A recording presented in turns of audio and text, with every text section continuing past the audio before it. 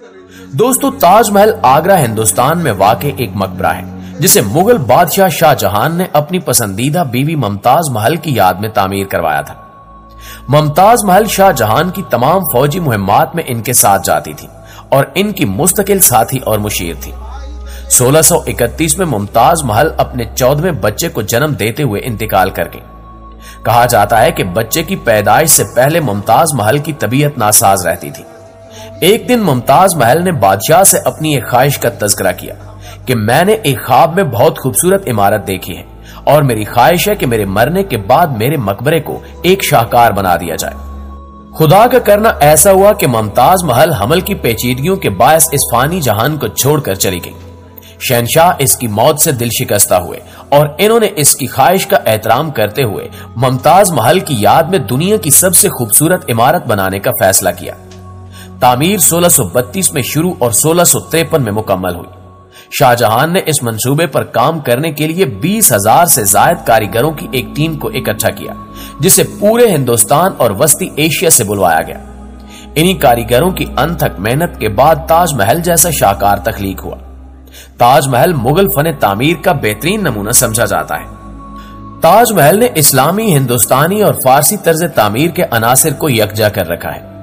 सन 1983 में ताजमहल को यूनेस्को के आलमी सकाफती विरसे में जगह दी गई और इसे हिंदुस्तान में मुस्लिम आर्ट का जेवर करार दिया गया।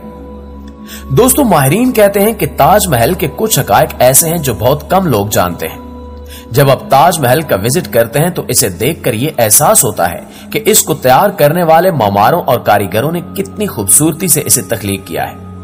ताजमहल का पहला नजारा मरकजी दरवाजे से बनाया गया है।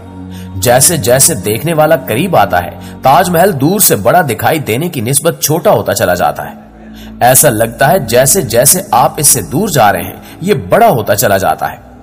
ताजमहल के मीनार अमूदी नहीं बनाए गए, बल्कि ये बैरूनी जानिब झुके हुए हैं। इस टेक्निक का सबसे जबरदस्त फायदा यह है कि जल्जले की सूरत में मीनार बाहर की तरफ मुनहदिम हो जाएंगे, जिससे ताजमहल और इसका ताकतवर गुंबद बच जाएगा। गुंबद वो उनसर है जो ताजमहल को बेपनाह खूबसूरत बनाता है। ताजमहल का गुंबद 40 मीटर ऊंचा और 4 मीटर मोटा है।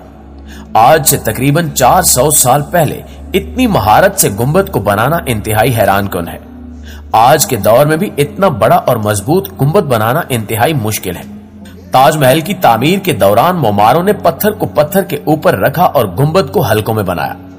गुंबद तय बतय बढ़ता गया।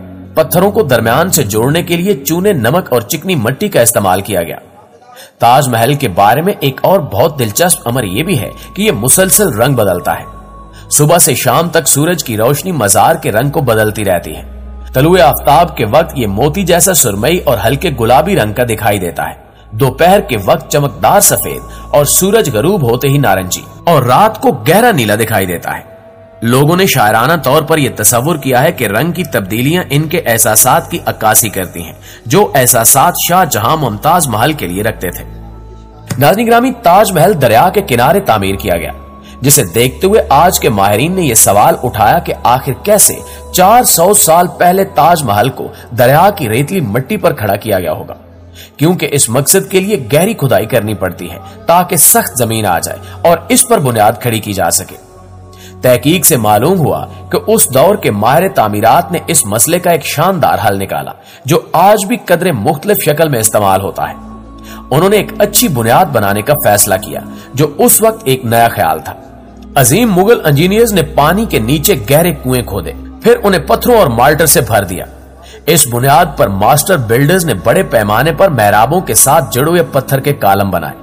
इसका मकसद यह था कि इमारत की बुनियाद के सलेब को सहारा देने के लिए पत्थर का एक ठोस पहाड़ बन जाए, और ऐसा ही हुआ। पत्थर के उसी पहाड़ पर ताजमहल की बुनियाद बनाई गई, जबकि पत्थर का यह पहाड़ ताजमहल को दरियाए यमुना के तेज बहाव से बचाता है। इस आलीशान महल को तामीर करना इतना आसान नहीं था।